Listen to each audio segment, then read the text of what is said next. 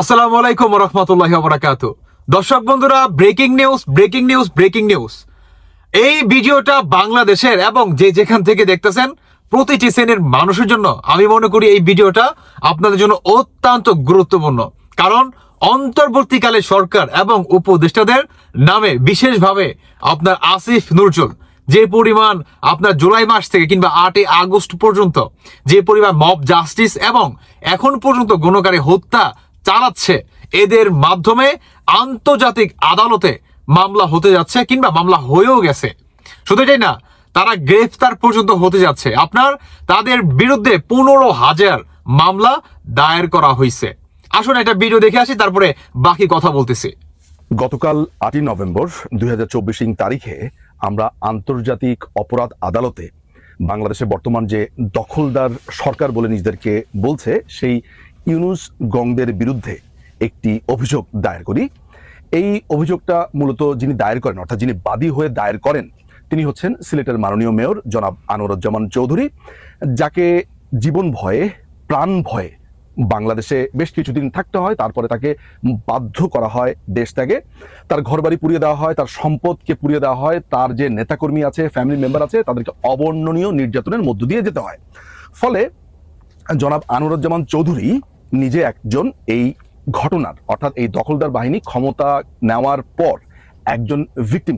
তিনি কেন আন্তর্জাতিক অপরাধ আদালতে অভিযোগ করেছেন, কেন তিনি এই প্রসিডিংস এর মধ্য দিয়ে গেলেন, আমার মনে হয় এই ব্যাপারে একটু বলবার প্রয়োজন রয়েছে। কারণ বেশ কিছু কোয়ার্টার থেকে নানান ধরনের প্রশ্ন উত্থাপিত হয়েছে। কেউ অমুক লয়ারের কোনো ডকুমেন্টস দেখাচ্ছেন, তমুক লয়ারের ডকুমেন্টস দেখাচ্ছেন। আমার কাছে মনে হয় যে এই ব্যাপারগুলো পরিষ্কার করা প্রয়োজন, যদিও গতকালকে সংবাদ সম্মেলনে আমি এই ব্যাপারটা পরিষ্কার করেছি। আমার মনে হয় আরেকটু আপনাদের সামনে বলা প্রয়োজন, যেটা আপনাদের জন্য বুঝতে সুবিধা হবে। আন্তর্জাতিক অপরাধ আদালত যেই সংবিধির মাধ্যমে পরিচালিত হয়, অর্থাৎ তাদের যে বিচার প্রক্রিয়াগুলো যে সংবিধির মাধ্যমে পরিচালিত হয়, সেটা হচ্ছে রোম স্ট্যাটিউট।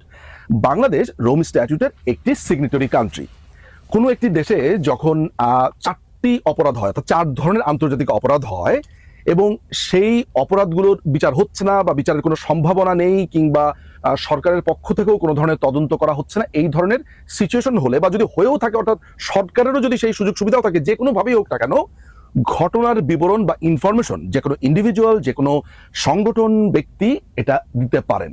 বাংলাদেশের ক্ষেত্রে তো খুবই প্রমাণিত ব্যাপার যে আপনারা নিশ্চয়ই জানেন যে এই দখলদার বাহিনী বলেছে পরিষ্কারভাবে যে বাংলাদেশে যে গণহত্যা হয়েছে, যে অপরাধগুলো হয়েছে, এবং যারা এই আন্দোলনের সাথে যুক্ত ছিল, এই কথিত ছাত্র আন্দোলনের সাথে, তাদের ব্যাপারে কোনো তদন্ত হবে না, মামলা হবে না, এই ধরনের কথাবার্তা বলেছে। ফলে আমরা যদি শুধুমাত্র 5ই অগস্ট থেকে 8ই অগস্ট 2024 তারিখের এই 3টি দিনকে আমরা বিবেচনা নেই, বা 4টি দিনই হয় আসলে, 5ই অগস্ট, 6, 5, 6, 7, 8, আমরা যদি এই 4টি দিনকেও বিবেচনা নেই, সূত্র মতে এবং তথ্য মতে এটা বোঝা যাচ্ছে যে এই 3 দিনে বা 4 দিনে যেই অপরাধ সংঘটিত হয়েছে সেটির বিচার এই দখলদার বাহিনী দ্বারা সম্ভব না।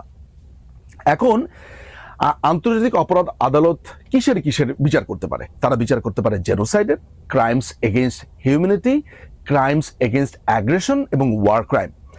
আমরা মনে করেছি আমাদের ড্রাফটিং এর সময় বা আমাদের আইন পড়ে আমাদের যে জায়গাটা আমরা উল্লেখ করেছি যে ক্রাইমস এগেইনস্ট অ্যাগ্রেশন এবং ওয়ার ক্রাইম, এই দুটোর ক্ষেত্র আমরা মনে করি নাই বাংলাদেশে হয়েছে। ফলে আমরা বাকি দুটো, অর্থাৎ জেনোসাইড এবং ক্রাইমস এগেইনস্ট হিউম্যানিটি, এই দুটো বাংলাদেশে সংঘটিত হয়েছে। আমরা 3টি জনগোষ্ঠীর উপর হয়েছে বলে আমরা আসলে মনে করেছি। সেটি হচ্ছে আমাদের যে আওয়ামী লীগের যে নেতাকর্মী ছিল, তাদেরকে সমূলে বা আংশিক বা পুরোপুরি বিনাশের উদ্দেশ্যে তারা গণহত্যা চালিয়েছে, এবং গণহত্যার মধ্যে যে কন্টেন্ট গুলো আছে, কি কি হলে গণহত্যা হতে পারে, সেগুলোর কন্টেন্ট আমাদের কাছে মনে হয়েছে যে এটা আমরা অভিযোগ করতে পারি। একই সাথে ক্রাইমস এগেইনস্ট হিউম্যানিটির যেই কন্টেন্ট গুলো আছে সেগুলো সেটির সাথে যায়। আরেকটি জনগোষ্ঠী হচ্ছে যে বাংলাদেশে যারা ভিন্ন ধর্মের, অর্থাৎ ইসলাম বা মুসলিম ছাড়া যে ভিন্ন ধর্মের মতাবলম্বীরা আছে, যেমন হিন্দু, বুদ্ধিস্ট, খ্রিস্টান এবং অন্যান্য ধর্মাবলম্বীদের উপরে, এবং বাংলাদেশের যে চিটাগং হিল ট্র্যাক্টসে যেই ট্রাইবাল গোষ্ঠীগুলো আছে তাদের উপরও নির্মম অত্যাচার হয়েছে, যে দুটো ক্যাটাগরিতে পড়ে, গণহত্যা এবং ক্রাইমস এগেইনস্ট হিউম্যানিটি, সেটির ব্যাপারেও এই অভিযোগে বলা হয়েছে। আমার কেসের সাবমিশন আইডিটা দিচ্ছি না, সাবমিশন ডেটটা হচ্ছে 8/11/2024। আমাদেরকে বলা হয়েছে thank you for your submission. এখানে আমাদের যে ইমেল অ্যাড্রেস ব্যবহার করেছি, যে ফোন নাম্বার ব্যবহার করেছি, এগুলো সমস্ত কিছু ডিটেলগুলো এখানে আছে। দেখা যাবে না, আমি শুধু আইডিটাকে ঢেকে রেখে, আমি জানি না যে এটা এখানে এত দূর থেকে দেখা সম্ভব না, বাট এটা হচ্ছে আমাদের সাবমিশন। এখানে দেখবেন যে কনফার্মেশন লেখা আছে, আমি আসলে স্ক্রিনে দিয়ে দেওয়ার চেষ্টা করব। তো এই হচ্ছে অবস্থা যে এটা সাবমিটেড হয়েছে, এটা আদালতের কাছে পৌঁছেছে। এখানে আমাদের কাছে একটা জায়গাতে এটাও বলা হয়েছে যে এরপর তাদের প্রক্রিয়াটা কি। আমি একটু বাংলাতেই বলি, আসলে এটা ইংরেজিতে না বলে আমি সবার জন্য সহজে বুঝিয়ে বলি। এটা হচ্ছে যে আমাদের এই এভিডেন্সটা দেখার পর তারা খতিয়ে দেখবে যে সরকার কোনো ধরনের এই ব্যাপারে পদক্ষেপ নিয়েছে কিনা, বিচারের ব্যবস্থা করেছে কিনা, এই ধরনের অপরাধ হয়েছে বলে তাদের কাছে কোনো ধরনের কোড আছে কিনা, বা সমস্ত কিছুই তারা বিবেচনা করবেন। করার পরে আমাদেরকে সিদ্ধান্ত দিবেন। অনেক সময় তারা হয়তো বা ফার্দার ডকুমেন্টস চান, ফার্দার যোগাযোগ করেন অন্যান্য ডকুমেন্টস চেয়ে বা কোনো ধরনের প্রশ্ন করে ক্ল্যারিফিকেশনের জন্য, সেটি হতে পারে। আমরা এখনো পর্যন্ত এই ধরনের কোনো প্রশ্ন পাইনি।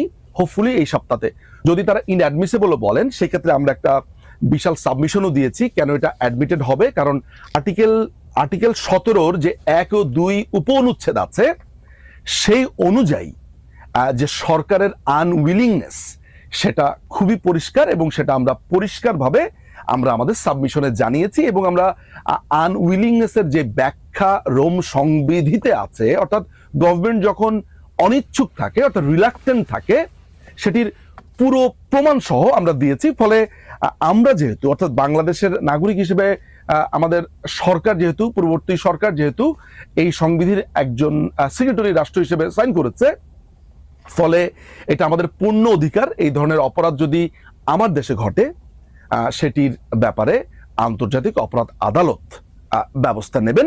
এবং যদি তারা সেটা না করেন বা এটার ব্যত্যয় আমরা দেখি, আমরা আমাদের পরবর্তী যে পদক্ষেপগুলো আছে সেগুলো আমাদের কাছে রয়েছে, যেগুলো আমি যেহেতু এই কেসের কিছু প্রাইভেসি ম্যাটার আছে আমাদের স্ট্র্যাটেজি জনিত ব্যাপারে, সেগুলো আমি বলছি না। কিন্তু এটা জেনে রাখা ভালো যে এই প্রথম অভিযোগ, শুধু প্রথম অভিযোগ, আমাদের নেটওয়ার্কে আমরা 15,000 অভিযোগ ইনিশিয়ালি জমা দিব, যেটা আরো বেশি হতে পারে। এটা আপনারা বুঝতেই পারছেন, 15,000 অভিযোগ মানে খুবই সোজা একটা কথা না। আপনার ফরওয়ার্ডিং লেখা, অপরাধের ধরন লেখা, এভিডেন্স গুলো জোগাড় করা, ভিকটিমদের জবানবন্দি নেওয়া, একটা দীর্ঘ প্রক্রিয়া। বা আমাদের যে আইনি টিম আছে, একটি টিম না, আমাদের বেশ কিছু আইনি টিম গঠিত হয়েছে, যারা গুচ্ছ গুচ্ছ ভাবে প্রত্যেকেই এগুলোকে লিপিবদ্ধ করে নিচ্ছে। আমরা একের পর এক এই অভিযোগগুলো আন্তর্জাতিক আদালতে সাবমিট করতে থাকব, এবং আমরা শেষ পর্যন্ত চেষ্টা করব যাতে আন্তর্জাতিক অপরাধ আদালত এই যে বাংলাদেশে গণহত্যা এবং মানবতা বিরোধী অপরাধ হয়েছে, সেটির ব্যাপারে প্রিট্রায়াল চেম্বারে যেন হিয়ারিংটা হয় এবং সমন জারি করে এই অপরাধীদের বিরুদ্ধে। এটা বলে নেওয়া ভালো যে আমরা 62 জনকে দোষী মনে করেছি এবং তাদের ব্যাপারে ইনভেস্টিগেশন আমরা চেয়েছি। এটা বলে নেওয়া ভালো, যেখানকার প্রধান হিসেবে রয়েছে কথিত এই দখলদার বাহিনীর কথিত প্রধান উপদেষ্টা ইউনুস। এই হচ্ছে মোটামুটি সামারি। আবারও কনফার্ম করে নিচ্ছি যে আমরা এই অভিযোগ দায়ের করেছি রোম সংবিধির আর্টিকেল 15-র অধীনে। আচ্ছা শুনেন, অনেকেই তো দেখলেন যে ভাই 15,000 মামলা তাদের নামে দায়ের করা হইতেছে বা হচ্ছে বা হয়ে গেছে। আপনি বুঝতেছেন, 15,000 এভিডেন্স এবং সাক্ষী সহকারে এদের আসলে মানে কোন জায়গায় বা কোন স্টেজে এদের অবস্থা হতে যাচ্ছে, আপনি এটা ফিল করতে পারতেছেন? হ্যাঁ, আমি মনে করবো যে এটা যদি হয়ে থাকে সবচেয়ে বেস্ট হবে। আর এর সাজা যদি ভোগ করে থাকে, সবার আগে পাবে এই আসিফ নজরুল। কারণ উনি হচ্ছে এই কানুনটা তৈরি করে যে জুলাই মাস থেকে 8 আগস্ট পর্যন্ত যে বা যারা মব জাস্টিস করছে কিংবা গণহত্যা, থানায় ঢুকে পুলিশকে মারছে, হ্যাঁ, গণপিটুনি দিয়ে দখলবাজিটা চালাচ্ছে বা করছে, এগুলার কোনো বিচার হবে না, কিংবা এদের বিরুদ্ধে থানা, আদালতে কিংবা সুপ্রিম কোর্টে যে যেখানে যান না কেন, এদের বিরুদ্ধে আপনি কোনো অভিযোগ দায়ের করাতে পারবেন না। এই কারণটা পাশ করে কে? আসিফ নজরুল আইন উপদেষ্টা, তাই নয় কি? সবচেয়ে কঠিন সাজা হবে এই আসিফ নজরুলের। এখন দেখা যাক, ভিডিওটা অলমোস্ট অনেক লং হয়ে গেছে, আমি আসলে আর কিছু বলতে চাচ্ছি না। দর্শক বন্ধুরা, যদি এটা হয়ে থাকে বা এই যে 15,000 যদি এটা হয়ে যায়, আপনি কল্পনা করতে পারবেন না যে এদের অবস্থার আসলে কি হবে। সত্যি বলতেছি, আপনার সমন্বয়ক থেকে শুরু করে হাসনাত, সার্জিস, যাই বা যারা আছে প্রত্যেককে, যে বা যারা আছে, আমি মনে করি যে এটার সঠিক বিচার হওয়া দরকার। যাই হোক দর্শক বন্ধুরা, আমি আসলে আর কিছু বলতে চাচ্ছি না। আপনাদের ব্যক্তিগত মতামত অবশ্যই জানিয়ে যাবেন। আমার মনে হলো যে এই বিষয়টা আপনাদের মাঝে তুলে ধরাটা অত্যন্ত জরুরি, কেননা আওয়ামী লীগের অনেক কর্মীরা বর্তমান নানান জায়গায় আসলে মব জাস্টিসের শিকার হচ্ছেন, কিংবা আপনারা হয়তোবা আশা হারাই ফেলতেছেন, কিংবা নিরাশ হয়ে গেছেন যে আমাদেরকে কেউ নাই।